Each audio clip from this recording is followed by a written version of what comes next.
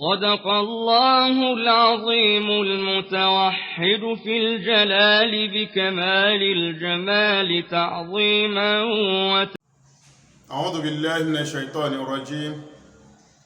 بسم الله الرحمن الرحيم. الحمد لله رب العالمين، والصلاة والسلام على رسوله وعلى آله وصحبه وعلى كل من ناجى من أجى وسلك مسلكه إلى يوم الدين. أيها الأخوة في الدين، السلام عليكم ورحمة الله وبركاته.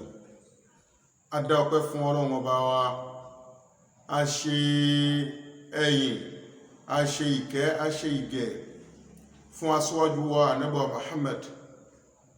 Ìkẹ́ Ọlọ́run kó máa bá Ànábì Muhammad náà. Ìkẹ́ náà kó máa wà dúró lórí aṣíwájú wa Ànábì Muhammad nìkan. Ìkẹ́ náà kó tó máa bá gbogbo àwọn ará ilé rẹ̀, àwọn sàhábà rẹ̀, gbogbo àwọn tó wà lórí agbọ́nrin pípé sójú ọ̀nà t'Ọlọ́run Ọba, àwọn tábìín, àwọn sálàfù sọ́ọ̀lẹ̀, àwọn tí wọ́n jẹ́ ògúnnágbòǹgbò, àwọn tí wọ́n jẹ́ ìpìlẹ̀ tí wọ́n ran ẹ̀sìn Ọlọ́run Ọba lọ́wọ́ lánàá tí ẹ̀sìn Ọlọ́run Ọba fi wá dì báyìí lénìí. Ìkẹ́ Ọlọ́run Ọba kó máa bá ògbọ́n náà ní àpapọ̀. Ẹ̀yin ọmọ ìyá mi lọ́kùnrin àti lóbìnrin, mo kí wa pé a kú ìgbìyànjú, a kú iṣẹ́ Ọlọ́run Ọba ní ṣíṣe, a sì kú tẹ̀lé t'Ọlọ́run Ọba náà. Ẹmọ ìyá mi lọ́kùnrin àti lóbìnrin, kí ni tí mo mú wá fún wa lénìí? Òun náà ni wasailul istijabati sab'a, àwọn àtẹ̀gùn tí gbogbo ẹ̀dá fi máa rí gbígbàdúà méje kan. Òun náà mo sàwá tí mo fẹ́ wá fi ta wá lọ́rẹ lénìí.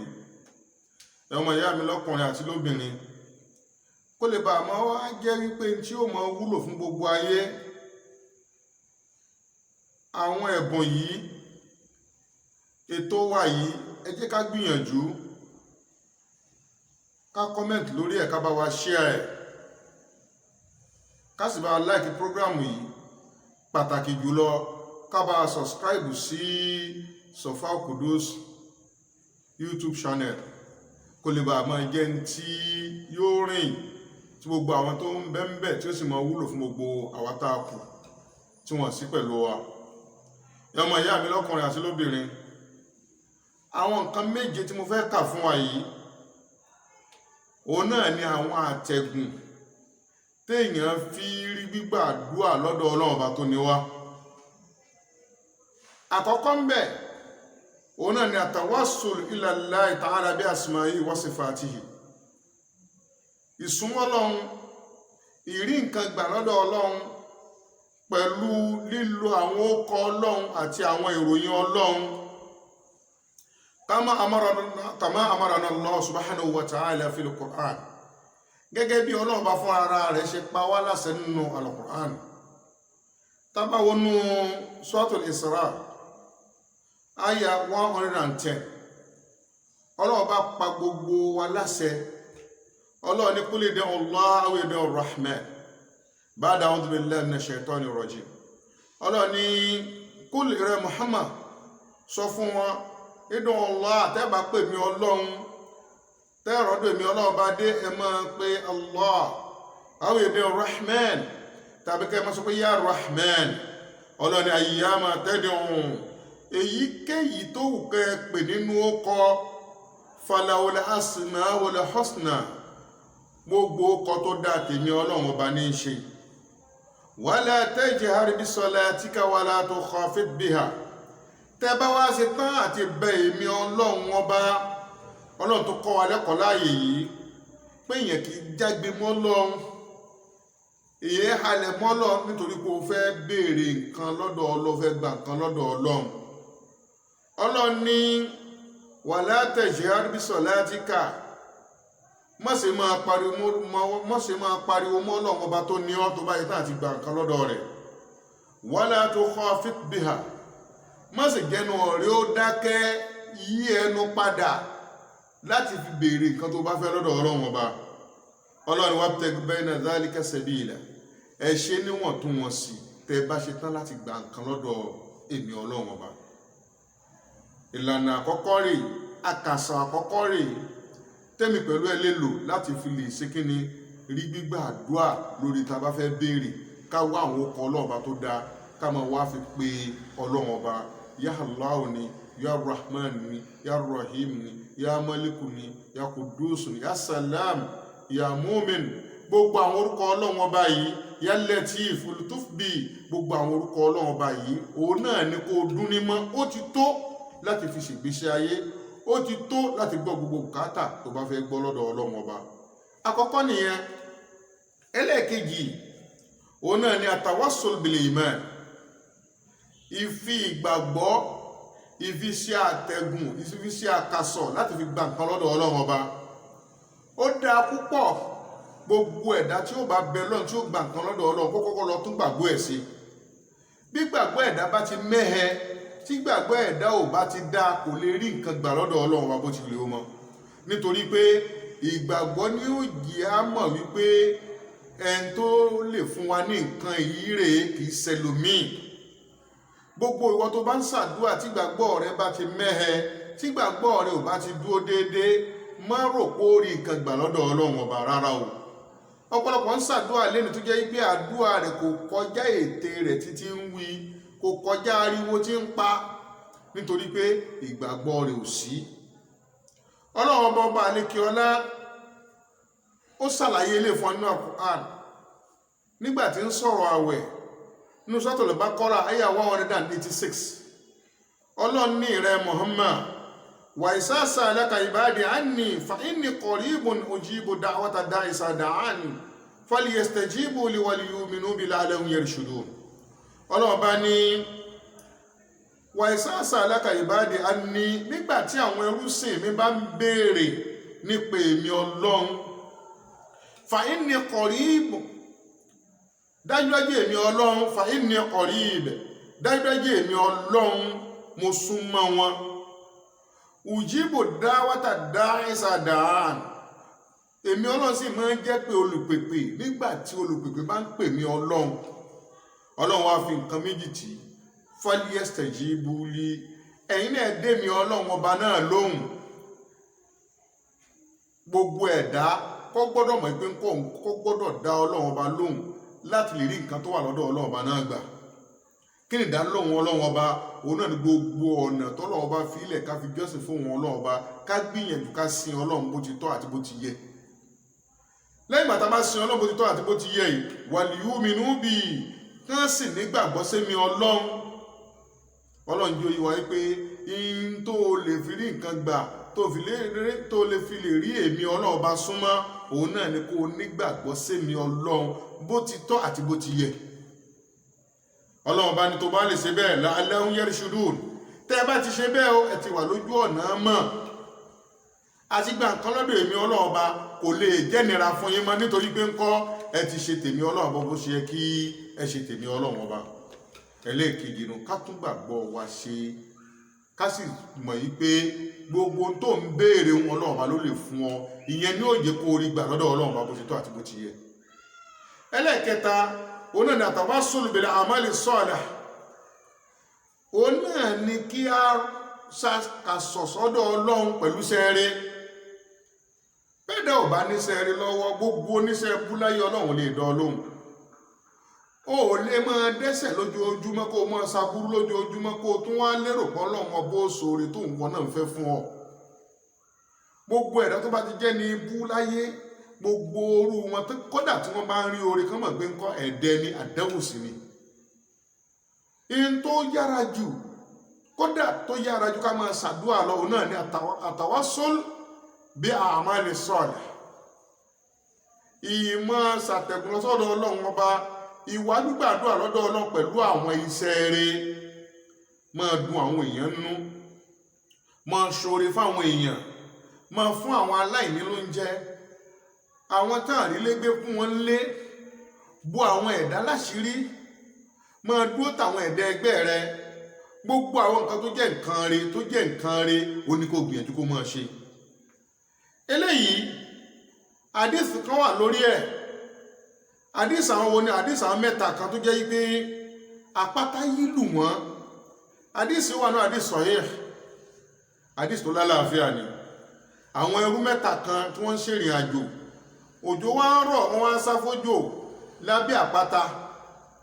Kán jáde kó lábẹ́ àpáta yìí, àrá sán ó sì blọ́ọ̀kù wọn mọ́bẹ̀, ó dí wọn mọ́bẹ̀, wọn lè jáde mọ́. Nígbà tó wá dì bẹ́ẹ̀, ẹni àkọ́kọ́ wọ́n wá òpótọ̀ kí ni ká ṣe, wọ́n wá gbàmọ̀ràn láàrin ara wọn pé kó ń kálukú àwọn kan fi sọ́lẹ̀ àmọ́lẹ̀, kan fi tawassul ila Allah, kí wọ́n mú àwọn iṣẹ́ rere wọn, kí wọ́n fi ṣe àkàsọ̀ lọ́sọ́dọ̀ Ọlọ́run Ọba, kí wọ́n fi wá ìṣípayá, kí wọ́n fi wá ọ̀nà àbáyọ kúrò nínú ihò tí wọ́n wà yìí. Ẹni àkọ́kọ́ ló kọ́kọ́ sọ̀rọ̀, ó ní Ọlọ́run o, tó bá jẹ́ wípé títí ẹ ni mo ṣe níjọ́ tí ìyá àti bàbá tẹ́bi ń pa wọ́n, tí mo sì lọ wá oúnjẹ fún wọn kí wọ́n tó kí n tó dé tí wọ́n ti sùn, mo sì gbé oúnjẹ náà dání títí tí wọ́n fi tají, tí mo fi fún wọn lóúnjẹ. Tó bá jẹ́ pé iṣẹ́ rẹ̀ yìí tí mo ṣe yìí torí ti Ọlọ́run bá mo fi ṣe, ìrẹ́ Ọlọ́run kó wa yọ́ mi tá a wà yìí. Àpáta ìsísí díẹ̀. Ẹnì kejì náà tún kẹnu bọ̀rọ̀ ń tiẹ̀, ó ní Ọlọ́run o, wọ́n lá wípé ní ọjọ́ tí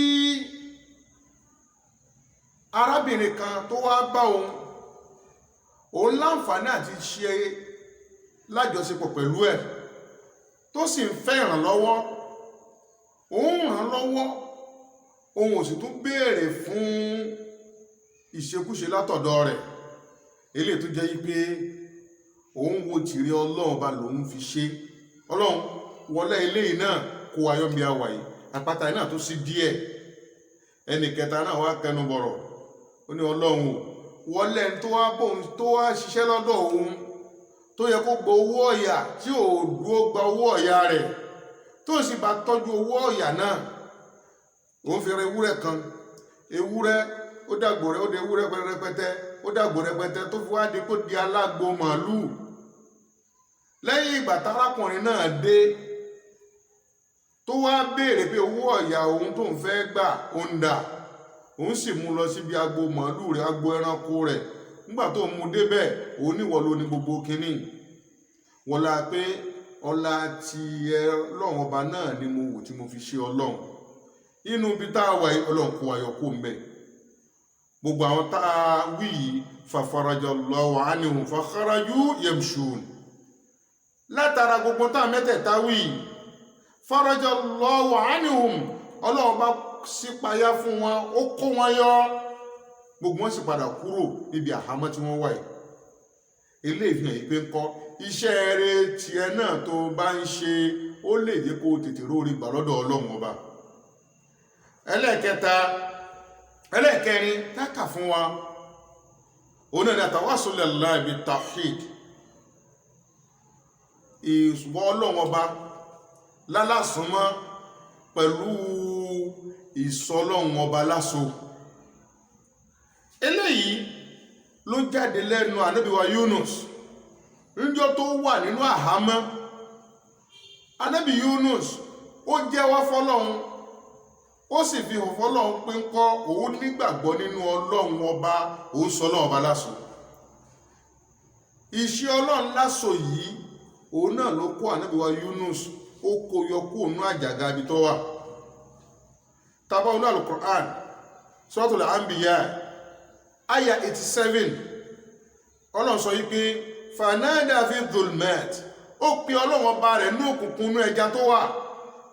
An la ilaha illa anta, ó ṣe tawhid Ọlọ́run ní la ilaha illa anta, pé rí Ọlọ́run, níbi tí mo wà mo tún mọ̀ pé kò sí wọ, kò sẹ́dá mi mọ́, ìrẹ́ Ọlọ́run Ọba nìkan náà ló ń bẹ.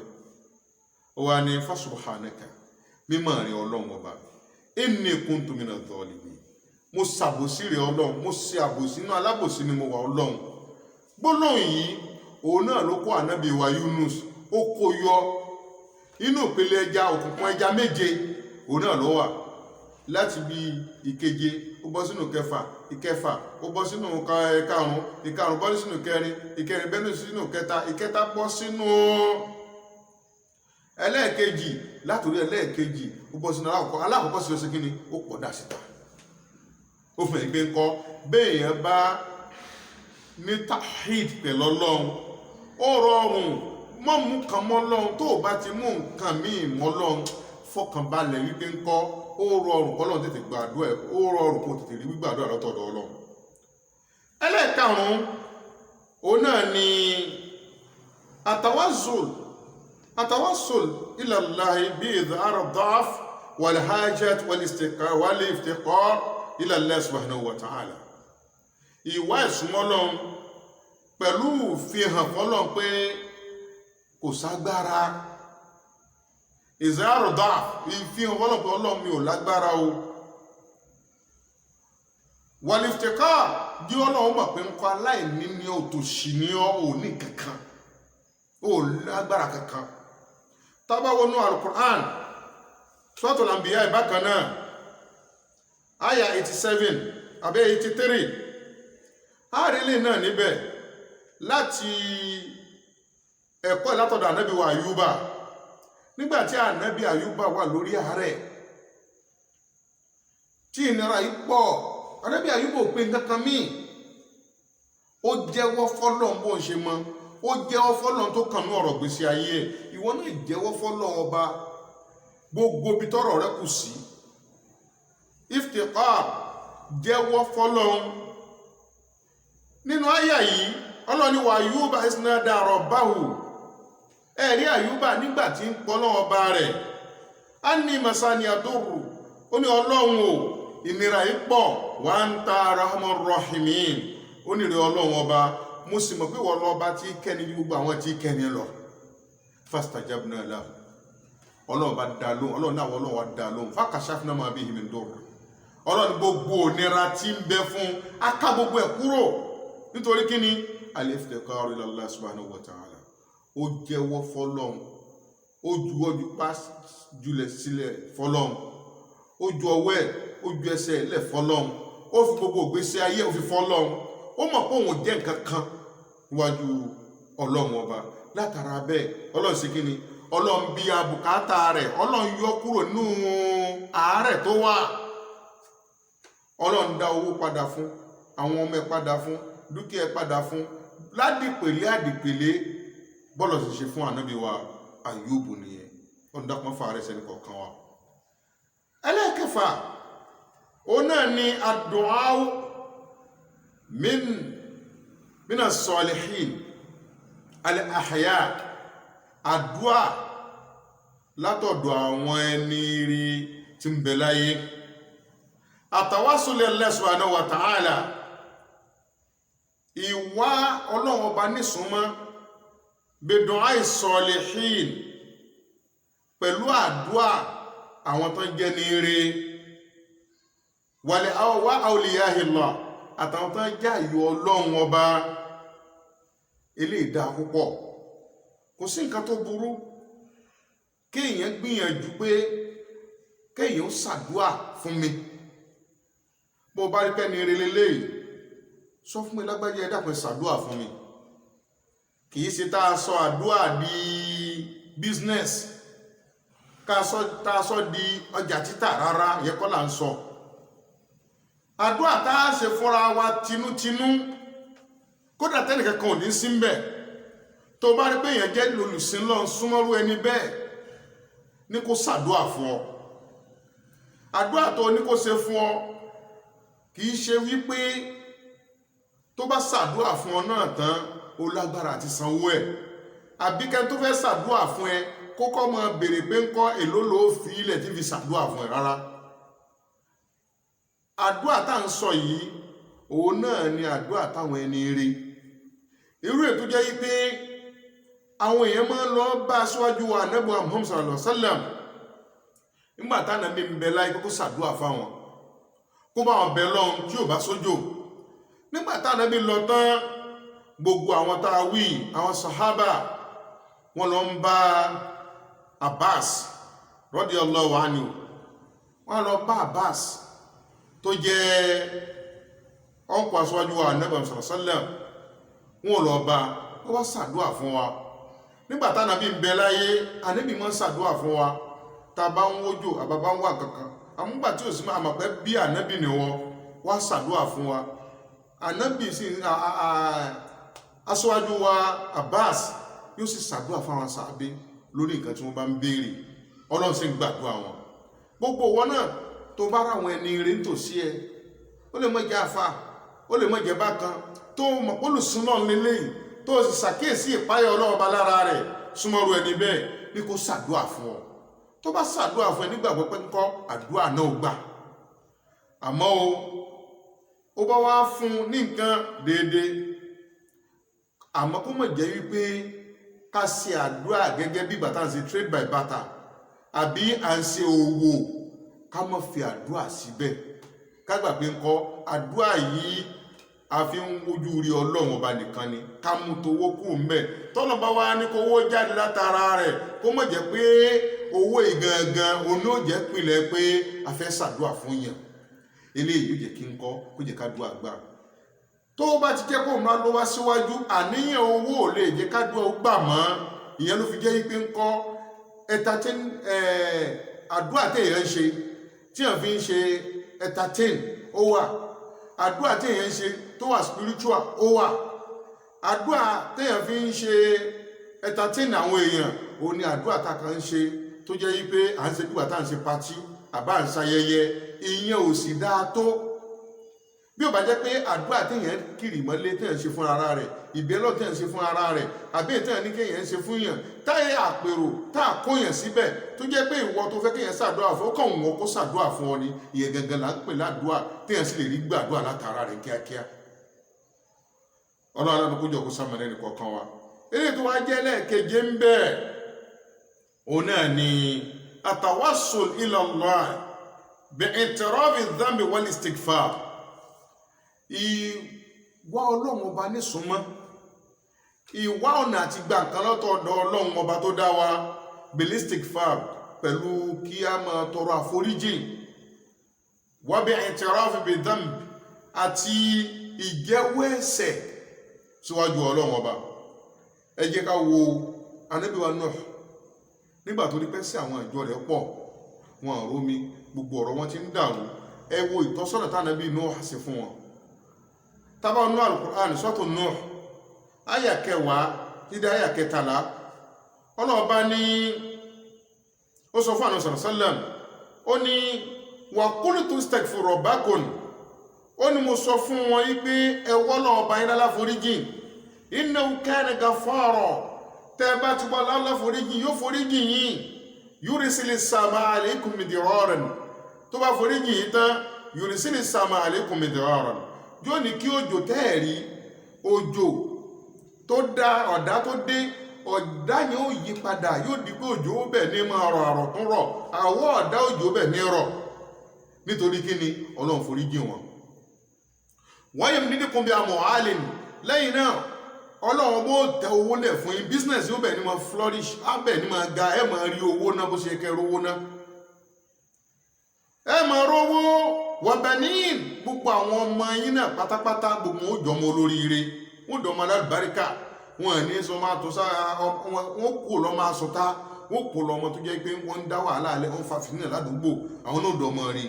Ọlọ́run wa ní waja'ala lakum jannatin, lẹ́yìn náà waja'ala lakum jannatin, ọgbà ojú oko yín, ọgbà oko yín yóò bẹ̀ ní yọ bó ṣe yẹ kó yọ. Waja'ala lakum anhara, gbogbo àwọn odò yín náà tí ń sàn tán ti gbẹ tẹ́lẹ̀tẹ́lẹ̀, gbogbo àwọn odò yín náà wọ́n bẹ̀ ní máa gbọ̀n, àwọn bẹ̀ ní wọ́n máa sàn, omi ó máa yọ ń bẹ̀, omi ó máa sàn ń bẹ̀, tí gbogbo yóò sì máa gbádùn. Eléyìí ni àwọn nǹkan méjì tá a fẹ́ ká dì mú níbi kíni, òun náà ni wasailul istijabati sab'a, àwọn àkàsọ̀ tí èèyàn fi rí gbàdúrà lọ́dọ̀ Ọlọ́run ọba méje tí mo fẹ́ kémi pẹ̀lú rẹ̀ ká gbìyànjú ká ṣàkíyèsí. Àwa bẹ̀ Ọlọ́run ọba àlékè ọba alágbára jùlọ, ó jọ gbogbo wa pátápátá, àdúrà tá a bá ń ṣe àti béèrè wa kó má ṣe ní atata ń tótó, kó má ṣe bígbà tó jẹ́ pé ń kọ́ a kàn ń kéwì lásán, kàn ń wí bígbà téèyàn sọ ara lásán, kọ́lọ̀ ń ṣe ní nǹkan tí ó tẹ́wọ́ gbà, kọ́lọ̀ ń ṣe ní nǹkan tí ó fi dá wa lóhùn ìbéèrè wa. Ọlọ́run aláàánú kó jọ kó wá ṣàánú wa, atọ́kùnrin wa tóbìnrin wa, ọ̀dàkùn má padà lẹ́yìn wa. Lẹ́ẹ̀kan sí arọ gbogbo àwa jàmáà, àwọn alájọṣe, àwọn olólùfẹ́ prógráàmù wa tá à ń ṣe yìí, à ń fẹ́ kó kálé kó kákó, ó lè jẹ́ tí ó jẹ́ àǹfààní gbogbo àwọn èèyàn wa. Pàtàkì jùlọ ẹ jẹ́ ká gbìyànjú ká bá share rẹ̀ ká comment lórí ẹ̀, látara comment àmọ́ wọn bí tí a bá kù sí. Lẹ́yìn náà ká like program yìí kó lè bá wúlò fáyé. Lẹ́yìn náà ká wá gbìyànjú ká subscribe sí Sofaa Qudus channel, YouTube channel ló wá òun náà nìyẹn, Sofaa Qudus. Ọlọ́run aláàánú kó jọ kó ṣàánú ẹnìkọ̀ọ̀kan wa, gbogbo àwọn aládùúgbò tí wà lákùn lọ́wọ́ lórí gbogbo àwọn ètò tá à ń ṣe ọ̀dàkùn padà lẹ́yìn wọn. wala hawla wala quwwata illa billahil azim. Subhanakallahumma bihamdik, ashhadu an la ilaha illa ant, astaghfiruka wa atubu ilayk. Subhana rabbika rabbil izzati amma yasifun, wassalamu ala al-mursalin, walhamdulillahi rabbil alamin. Assalamu alaikum wa rahmatullahi wa barakatuh.